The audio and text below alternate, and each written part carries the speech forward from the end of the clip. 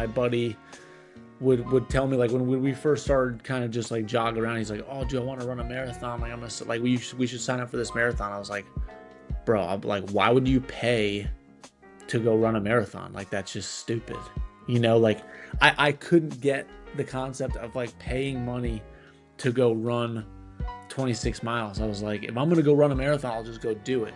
But I didn't understand back then. And I didn't understand like the energy that these races brought. And I really didn't understand until I ran the New York City Marathon. But it all just kind of happened. It snowballed.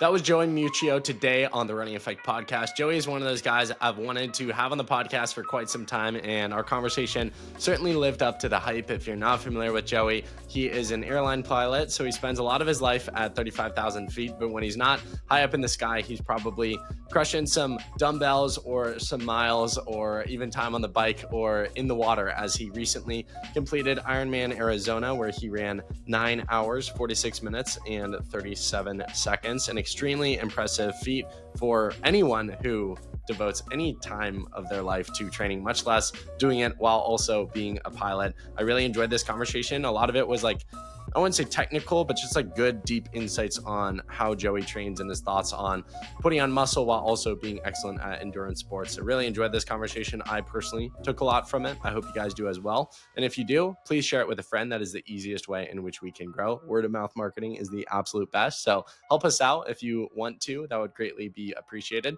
Also, hit the 5-star review. Takes next to no time. And hit the follow button so you don't miss more conversations with people in the future like Joey. And I can't wait to have Joey back. He was a true joy and pleasure. Follow him wherever you are on social media. He posts remarkably helpful and insightful and inspirational content. So if you're into that, which I know you are based on the fact you're listening to this podcast, go give Joey a follow and enjoy my conversation with the one and only, the man, the myth, the legend, Joey Miuccio.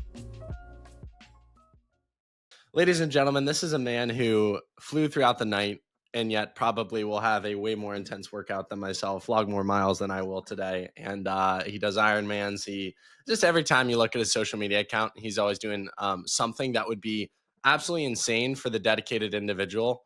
And then you add in the fact that occasionally he's flying people across the sky. Joey Miuccio, ladies and gentlemen. Joey, how you doing, man?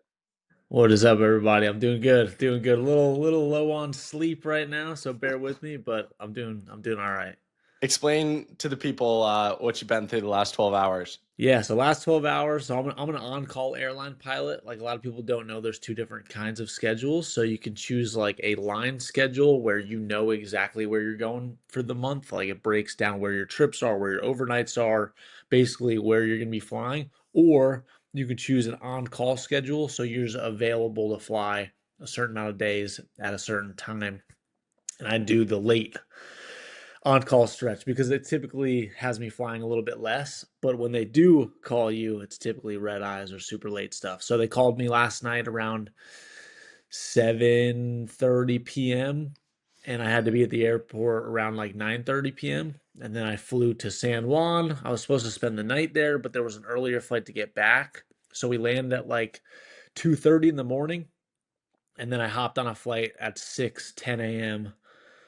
and flew back, landed back here, got home around 9:30 in the morning, and then went to sleep from 9:30 to 11:30, and now it's 12. So running on 2 hours of sleep, and yeah, just embracing the suck today, and hopefully getting back on a decent sleep schedule tonight.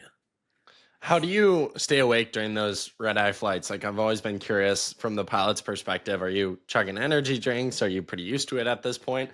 As well as when you get the call at 7, does your heart drop a little, or are you kind of like, I like what I do? I like what I do, but the heart always drops because I kind of always operate as if I'm not going to get called. Like, I do make sure I get things done, like workouts and stuff that I need to get done before 5 p.m. Like, I'm typically on call from 5 p.m. to midnight. So I'll try to like front load my day with all my workouts, especially, the ones that I really want to get done. Like, if I'm training for something cardio wise. And then, if they call me, I'm like, okay, hey, I love what I do, but I still may have had some other things planned. And then in terms of staying up, for sure, I'm chugging caffeine, especially if I really need it. If it's a super late one, I'll have to drink some caffeine. Sometimes I'll try not to just so I can get some decent sleep. But yeah, caffeine is a big help for sure. What will a training day look like today for you? Do you intentionally make them a little less intense the day that you get back from these trips? Do you kind of go by feel, start it out, and then go from there? What do those days look like? Yeah, I definitely focus more on recovery on a day like this. Like if I only got 2 hours of sleep, I'll keep my training super light. So I might do like a nice light lift.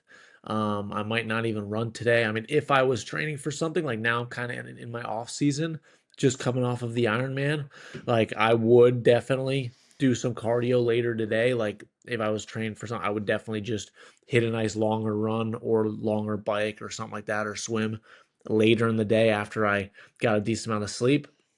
But it's kind of off season, so I'm just gonna kind of chill and then play it by ear and maybe do a little bit of a shorter workout later before dark. So many different subjects I want to get into you today, but I guess off of these subjects, like you have a really successful, you could call it like content creation business, right? It's always so tough because I hate when people call me an influencer, and so I really try not to call other people influencers, even though having Yeah. influence is good. It's just the cliche, corny thing you don't want to be called. But you have a business off of your social media profiles and platforms. I'm curious how you think about flying. Is this something you want to do long term? Are you excited to stop doing it? If so, is it kind of like building up the other businesses while you wait for the other one to filter out? Like, how do you kind of view what you do and in the timeline of things? I love doing both. Yeah, I get that question a lot. People are like, "Oh, dude, like when are you gonna stop flying? Like you're in a position where you probably don't need to." And I agree. Like maybe I don't need to fly like financially, but having both is like a nice little safety net for me. Like I like diversification. I like um a little bit of that safety net in my life to have multiple things that do bring me income, and honestly they also take the pressure off of each other. Like if my content isn't performing super well for a period of time, I'm like, okay, well at least I got this. Or like if the same thing, the other, like if something happens with the airline that I fly for, at least I have this. So it's something that I think I'll always do, and I genuinely enjoy doing both things. Like I, started flying based on the idea that I would fly till I was 65, and I always kind of did social media as a side hustle, and then now it's kind of turned into like the main hustle. Um, and I love it, but I'm also a little bit risk averse in the sense that I don't know how long it's going to last. I don't know how long people are going to want to watch me train for races or share my life. And I hope it's forever. I hope I'm some like, 50-year-old training and sharing my life on social and people are like super stoked about watching my videos and stuff. But I'm like, I don't know if I see that to be 100% true. So I think I just love doing both for multiple reasons. And it's also become like part of my brand now. Like I'm a decent athlete, I'm decent at running and decent at these races. But I think what kind of sets me apart is that I also have, you know, a regular job or an interesting job on top of my athletic accolades. So I like it. I like that it's kind of become part of my brand and something that I'll do for the foreseeable future for sure. I was actually going to ask about that. How much do you view your piloting, not even necessarily as like its own thing in a different job, but also how it relates to your social media platform and that a lot of people follow you or know you because that's part of who you are and what you do? Yeah, I'd say like 50% probably. I don't know exactly the followers, but I would think of it as like 50% of people follow me for pilot stuff and 50% maybe follow me for fitness stuff. Um, because that's what really took my channel kind of then to the next level. Like I grew up kind of in my earlier content days just doing straight up lifting and like fitness content. And then once I started mixing the two, pilot and fitness content, it really kind of grew my account to like the next level. So yeah, I would say it's like 50% of who I am. In my notes here, I'm reading that correct me if I'm wrong here. You played growing up baseball, soccer, basketball, football, wrestling, surfing, even bowling. So many different sports. A lot of Yeah. people I talk to, it's very cut and dry. It's like they start out in soccer and then they get into running. I guess what I'm curious is working back from present day, people who follow you on social media see you and they're like, that guy has that like movie star body, looks like a Greek god, wildly fit. What was the journey to get there? I know you played a bunch of sports growing up, because I think a lot of people in your position, it's like they are super intent in the weight room, get really jacked, and then they start running a little bit. Like even that's kind of Nick. Other Yeah. people, it's different journeys or paths. I'm curious, what's your journey and path to being remarkably talented and successful in distance running and endurance feats, Ironmans, Leadville, etc., while also looking ridiculously jacked and not like your average scrawny runner that most people know of. Hey, first off, appreciate it. I feel like I've lost a lot of my size in the last, year of doing the Ironman training. But yeah, it was 100% like, I mean, growing up, I was always a skinny kid, always pretty small, and, even playing a bunch of sports all the way till high school. I was always, you know, almost too small to play like even baseball or basketball. Like when I got to high school, I was 93 pounds my freshman year in high school. And pretty much my last resort was wrestling. And I loved wrestling. Like we grew up in New Jersey and wrestling was huge. Now I live in Florida and it's not as big here. But my brothers started wrestling. They're a little bit older than me in high school. And then when I got to high school, I was like, I'm not even going to try out for the baseball team. I'm just not going to make it. So I'm just going to dive into wrestling. And then at least you're going against people your own size. And I was wrestling 103 pounds my freshman and sophomore year. And that was kind of the beginning of me putting on a little bit more muscle, but I was still very, very small, just doing a lot of like body weight workouts during season and some lifting out of season. And then once I graduated from high school, I wrestled like 138 my senior year. My goal was like I just want to get as big as possible and as strong as possible. And not that I ever got huge, but I went from like the 138 to like 180, and then at my biggest, I was probably like 195.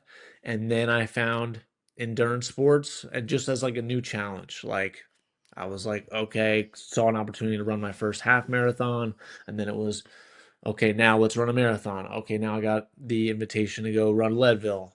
Now, another marathon, but let's go for a fast one. And then like another ultra marathon and then the Ironman world. And so now it's just been kind of evolving from just weightlifting, just put on muscle to then doing endurance. And that's what like a lot of people, I think struggle with in the sense that it's going to be really hard to do both at the same time. Like you can't get super jacked and super aesthetic at the same time of trying to get like better endurance. It's definitely much easier to like put on a decent amount of muscle first and then dive into the one thing. Or if you're already sick at running, you'll probably be pretty dang good at running, as long as you just continue to run a fair amount and then just stack like a Ryan Hall. Like so there's a lot of guys like maybe like me, Nick, Luke, French, Fonz, whatever group us into like the guys that just lifted to then start running. And now we're like decent runners with pretty good physiques, or you're like a really good runner and then you just stack on a bunch of muscle and then same sort of deal. But you have to have a good base in one prior to the other, or it's going to be very, very difficult. Good words there. What would you say for someone like me? I grew up running from the age of 5 and really ran competitively all the way through high school. Thought about maybe going like D2, D1, ultimately didn't even end up going to college, but like that very competitive background in the sport. And now I'm like, I don't want to be scrawny my whole life. So I've gotten pretty serious in the gym over the past year and I'm putting on some good muscle. And I think for me that the hard thing is like balancing like you and I, most of our follower, well, we probably have different followers, but I would guess a lot of them come from that like endurance sort of background like that. There's so many people like that on social media. And so naturally I'm going to get opportunities to run races or do certain, endurance challenges. And I enjoy those, but the reality is kind of like what you're alluding to, like for me to go and run 2:45 in the marathon, I'm just not going to be proficient in the gym. And so it's like, I'm right now weighing like, okay, how much running can I do slash do I even want to do, while really maximizing the next few years, which from like a natural testosterone HGH perspective are like off the charts. And we're seeing people run fast into their 30s. So I almost view it of like, okay, put on some muscle, then return to running seriously. How do you think about these things, and what would you say? Yeah, I mean, if I was you, like already a really good runner, like as I said before, I would just more so focus on the weightlifting and putting on mass. And it just depends, like how good do you want to be at either one of those things? Like I didn't really care that much to get much stronger or much bigger. Like my goal this year was to really just focus on the Ironman and get as fast as I could at triathlons. And I knew I was going to lose, a little bit of size and strength, and I was okay with that. So it kind of just depends, like where do you want to land? Do you want to continue to be just as fast as you are right now? Then it's like, ooh, that's gonna be maybe hard. And it's like, okay, I'll give up 5 to 10 minutes on my marathon time, but I want to put on, 5 to 10 pounds of muscle. I mean, it all depends. Do you know anyone who does both really well? A lot of Like, guys do both really okay. well. But I mean, Yeah. like, how would I distinguish this for you? I think there are a lot of people that do both really well after being super jacked, but do you know anyone who's like on their path that is seemingly in your eyes excelling, at least for their potential, in endurance sports while also putting on a lot of muscle at the same time? Or do you think you like absolutely have to take the approach of put on muscle and then go to endurance sports and you look jacked enough that people are like, you're doing both really well? Like they're both, like they're getting better at both at the same time. Is that what you're saying? Yeah, yeah, that's what I mean. Mm, Because I think guys like that's Nick tough. or Luke or you, you're really good at endurance sports, but I don't know if you're like necessarily building. Like you guys were different 5 years ago. 5 years ago, you guys were all like going crazy in the weight room. Like you watched Yeah, Nick's old videos, and it was like very like gym focused. for sure. No, I think we've all lost, you grow where you put time and energy, like we've all stopped watering ourselves in the gym and started watering, our endurance workouts a little bit more. And, it's a give and take for sure. I mean, if somebody's doing both really well, you know, if they're like if they're getting more jacked and also more fast, it's a little fishy. It's like, yo, it's like you're getting bigger, stronger, and faster significantly.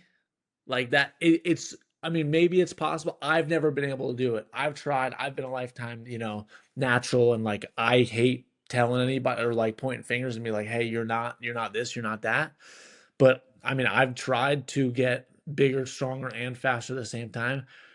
I have not cracked that code. It's very, very hard to do. I mean, it's like borderline impossible. I mean, all the guys that you see that are like, I have this goal, and Nick has always done it, even Truett Haynes this year, Luke, like everyone that I know that I surround myself with, it's going to be a give and take. Like, if you're going to really chase that goal, you're going to spend more time there and less time here.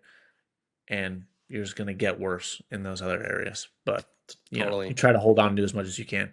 Yeah, it makes sense. From a like sacrificial standpoint, how much, if you're trying to put on like peak muscle, how many times a week do you think you can run before you start to see some of the gains taken away? And within that balance, how much of it do you think is like intensity versus pure volume? So for instance, if you say 3 times a week, obviously there's a difference if those 3 runs are, 5 miles, super easy, zone two, or just like easy effort versus like you're going balls to the wall, tempo run, track workout, long run type situation.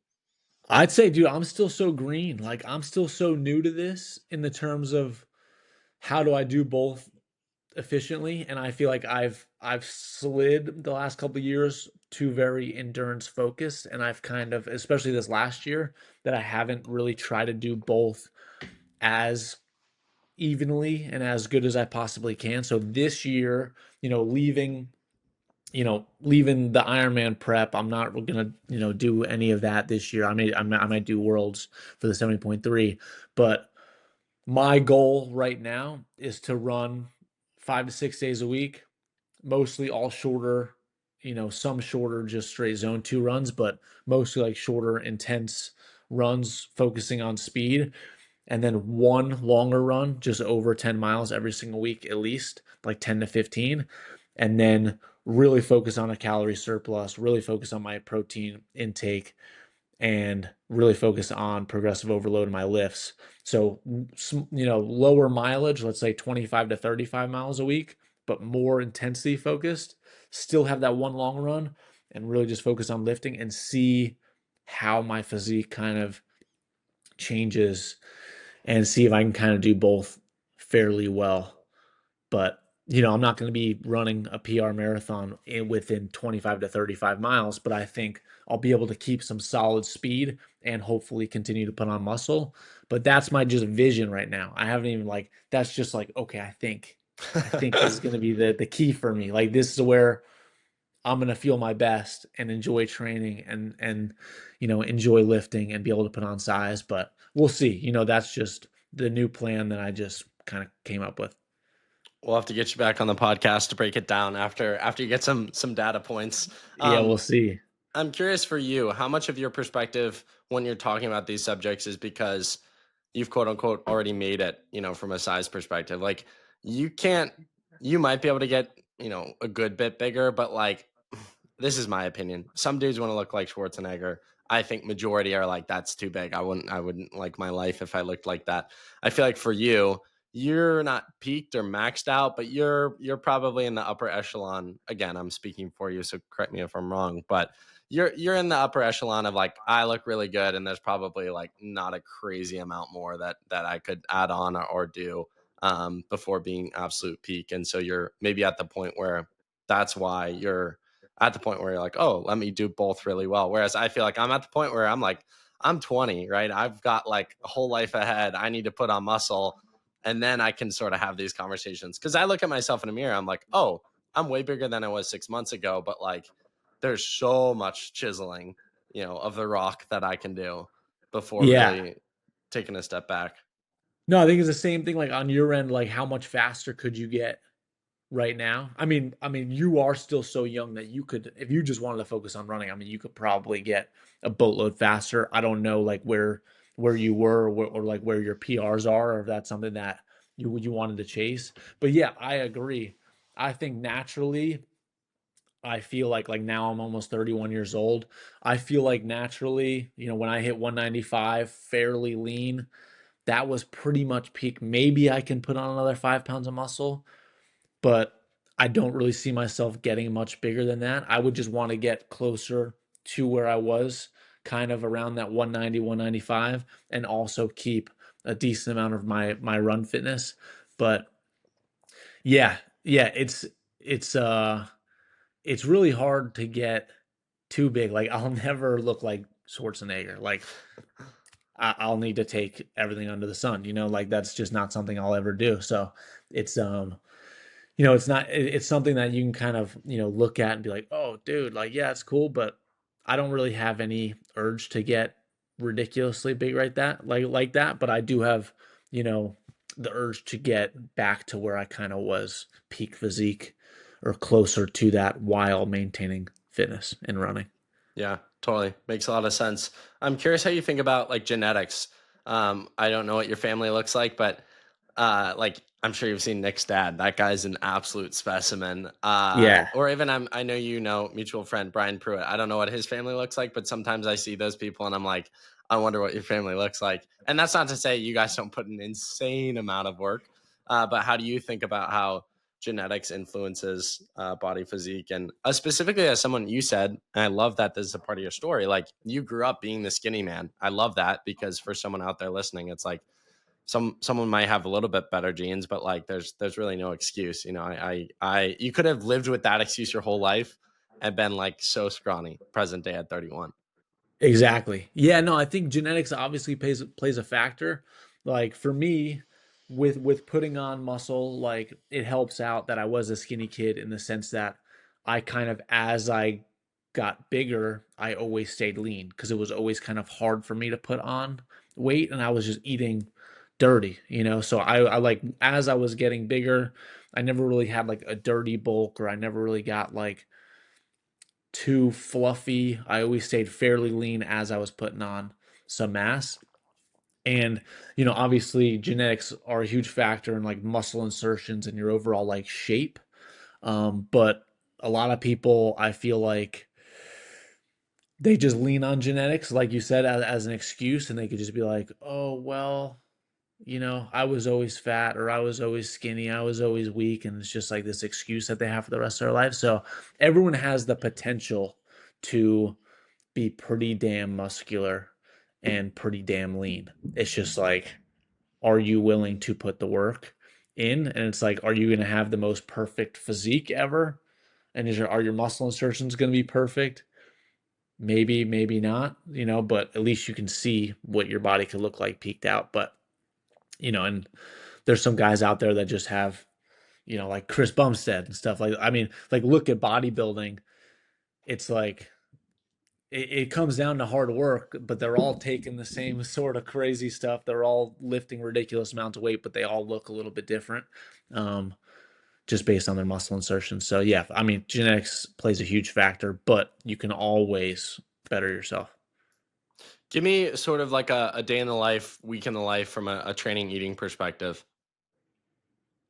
Yeah, so I pretty much eat the same thing every day. Like I'll do 5 eggs, toast, and a parfait every morning.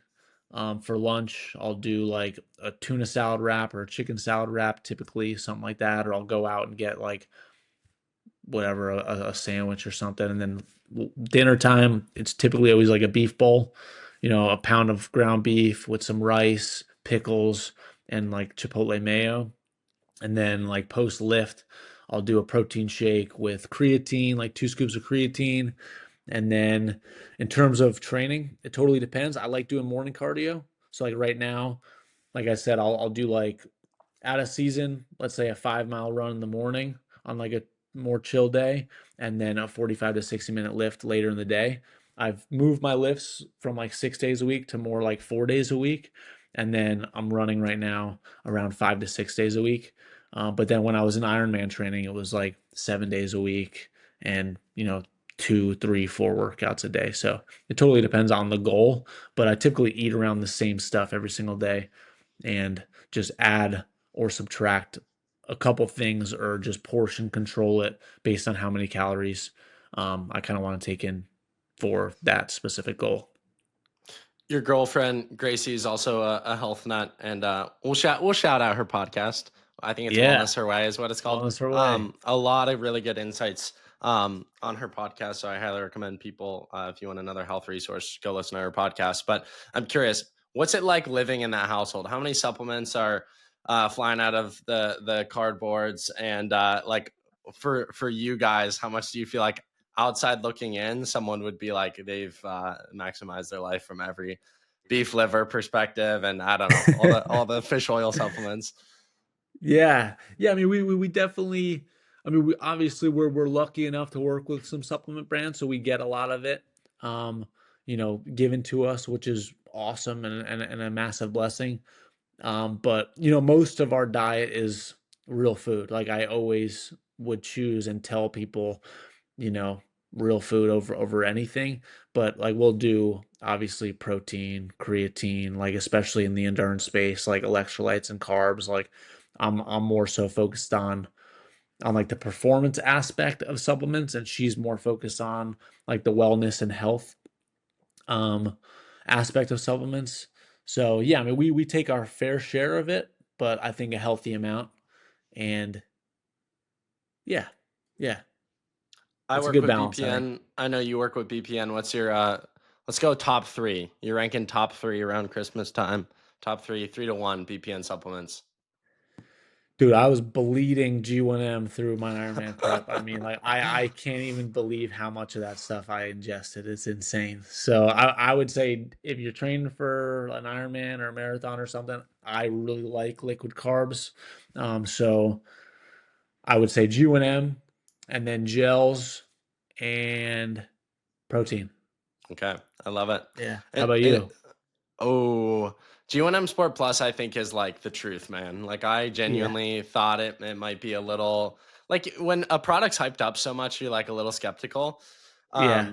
And I was visiting campus when Lucy Davis was there, and she was like, "Dom, you got to do a high rocks workout with me." I had never done a high rocks workout before, and I survived it with her, and I credit that completely to G1M Sport Plus because my own humanness, there's no way I'm completing that. So She's that's a number one. savage. Yeah. She's insane. She's insane. And then I love the electrolyte sticks. Like I think you can't go wrong with those. Really love those. And then yeah, I feel like everyone needs a good protein powder in the lineup. I don't have a favorite flavor yet, but they're all good. So, and I actually like long before I worked with BPN, I was actually living in Austin at the time. I'd like walk to the HEB and go buy it. So, love Nice. loving like their protein powders. Not to start beef between you and your girlfriend, but I'll throw out a question. I'll have to get both of you on, and we can answer these things for the people. Who would you say is more focused on their health, you or Gracie? I would say she's more focused on her health and I'm more performance That's the focused. political answer. No, for sure, for sure. Because everybody asks, like my dad doesn't understand like running at all, and he's always like, what? Because I'm like, I'm gonna do the last man standing this year. He's like, why would you want to do that? It's not healthy. I was like, neither's an Ironman, neither's a marathon, neither's any of the That's stuff that actually I'm a doing. really Like good point. Last man standing will ruin your body, dude. I don't know if you've talked to Kim, if you know him at all. That guy was like dead for like four dead. weeks. Yeah. Oh, dude, none of that stuff is healthy, bro. I mean, Yeah. in my opinion, anything over like a 60-minute run is not healthy, or maybe even 45 minutes. Like I think it's good for a different reason. It's good for training for a specific goal in a specific race, but you're not really getting any health benefits out of it anymore outside of the mental, grit that you're building. Um so yeah, I would say I'm more so performance, beat myself down a little bit, and she's more like how can I optimize my actual health and how I like feel and live, you know? So your Instagram will look flashier because of your results, but she'll live 20 years longer because of how she's living. Probably. Yeah. We'll I love see. it, We'll man. we'll have to see how it shakes out, but we'll never I know. I love it, man. You've run 2:56 in the marathon, 4:45 half marathon, Leadville 100 finisher. You recently did this big Ironman where I think you ran sub 10. Which of these is most meaningful? And two-part question on the other end of that, you're 31, you look at your life as a kid who wasn't crazy good at any particular sport, and now you've kind of made a living, but not just that, impacted hundreds of thousands of people off of your journey and your story. How crazy is it to you? The things you get to do, and also just all that you've done yourself through your hard work. Yeah, no, I appreciate that. It is crazy looking at it now because I feel like it just kind of like started happening out of nowhere. Like it wasn't ever my plan. My buddy would tell me like when we first started kind of just like jog around. He's like, "Oh, do I want to run a marathon? Like I'm gonna like we should sign up for this marathon." I was like, "Bro, I'm like, why would you pay to go run a marathon? Like that's just stupid." Like I couldn't get the concept of like paying money to go run 26 miles. I was like, if I'm going to go run a marathon, I'll just go do it. But I didn't understand back then. And I didn't understand like the energy that these races brought. And I really didn't understand until I ran the New York City Marathon. But it all just kind of happened. It snowballed. When I first ran, it was never my plan, but when I first ran the half marathon, then I was like, okay, that was a great challenge. And now everybody's like, oh, but can you do a full marathon? I was like, okay, let me try it. And then after I ran my full marathon, I started working with Koros. And then Koros was like, hey, we want you to run Leadville. And I was like, what are you nuts? Like, I'm gonna die if I try to run Leadville. Like, there's no way. I just ran my first ever marathon. I just started running. Now you want me to run 100 miles? And then I did that. And then it was like, so it wasn't ever something that I was like, this is my 5-year plan, and this is like what my content's going to be about or whatever. I've just always kind of like documented my life. And then it really has like grown me as a person, and like the amount of people I've met since I started doing endurance sports and just like, join the BPN team and just being surrounded by people like that. It's been just such an epic journey, and like I wouldn't change it for the world. But I would say out of like those accolades, like the one that probably meant the most to me Recently, obviously, just because top of mind is the Ironman, because I put in the most amount of prep for it. Like I trained almost the entire year for it. I put a lot of pressure on myself, and I just feel like I was really drained and burnt out by the end of the prep, and I was like, am I actually fit enough to go sub 10? I'm not really sure. And then just coming through the finish line, I just like started bawling. I was like crying and just like so happy it was over, relieved, proud of myself. And it was just like, it was amazing. But they were all awesome. Like Leadville was a really big one for me too. That just like, I was so new to running and I really did not think that I was gonna make it. And even like just driving up to the race, I was crying just because I was like, I hate failing. That's probably my biggest thing is like, I hate the idea of failing and the possibility of failure. And when I just like gritted it out and did it when I feel like most people didn't think I was going to finish, that made I was like really proud of myself crossing that finish line.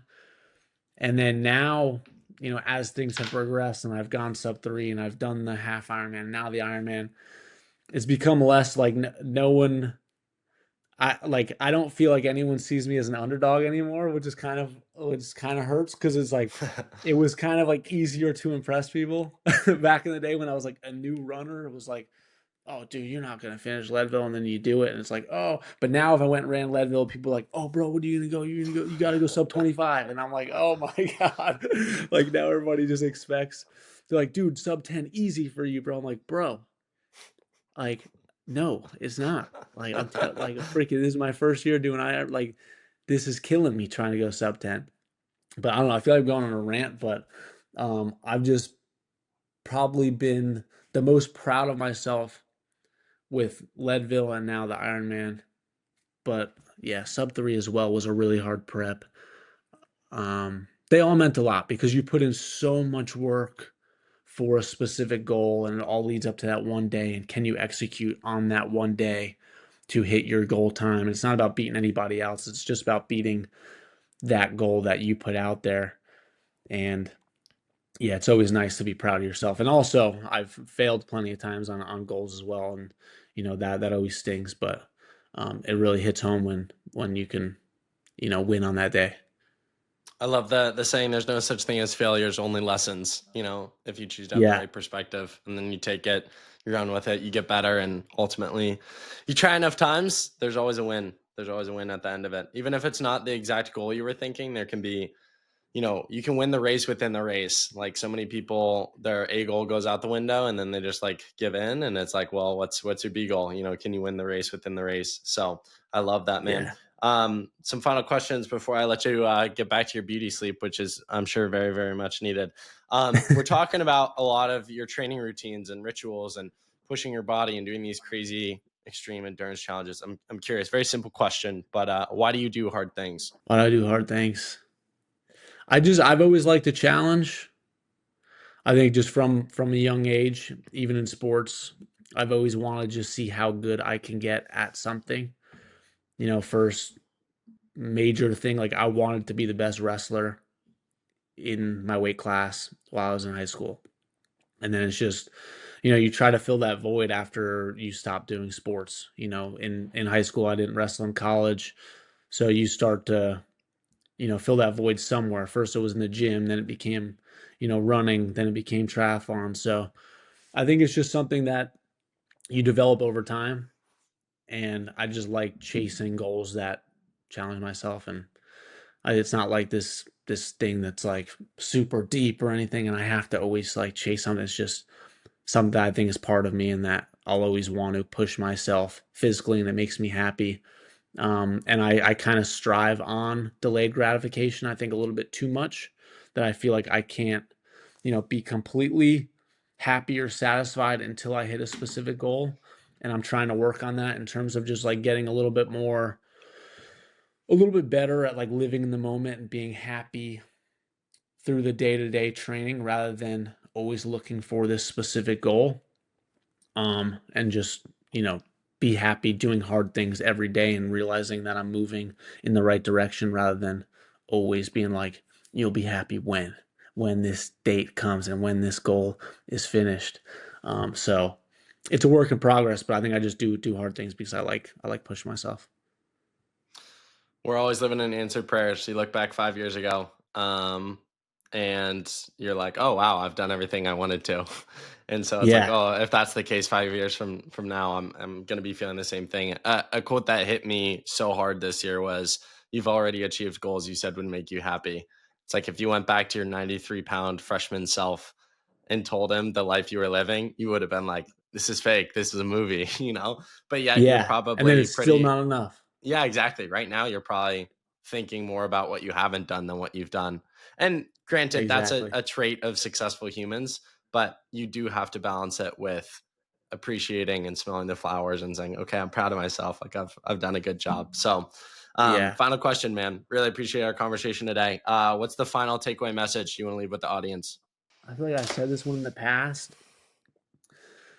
but I feel like a lot of people are continuing to just consume and follow other people's lives. And like, Joe Rogan said it best. He's like, be the own. I don't even know how exactly he said it, but he's like, be the movie star of your own movie. Like, be your biggest fan of your own life. Like, don't idolize other people. Like, you can use other people as motivation and people to kind of look up to in certain aspects of their life, but put the energy into yourself to make yourself better and to make your life better and not focus so much on other people's lives. So I would just say, try to better yourself every day and keep striving for more for yourself, and focus on yourself. Be a little bit more selfish for specific reasons, but obviously be nice to everybody. Mic drop. I love it. Final question for you. The question I ask every guest on every single podcast. If you had Gordon Ramsay coming over to your house for dinner, what would you choose to make for him? Steak. Okay. How do Yeah. you cook it? How do you prepare it? I just do cast iron with some olive oil and some butter and just sear it. Just sear it medium rare. Just Can't go super wrong with simple. that.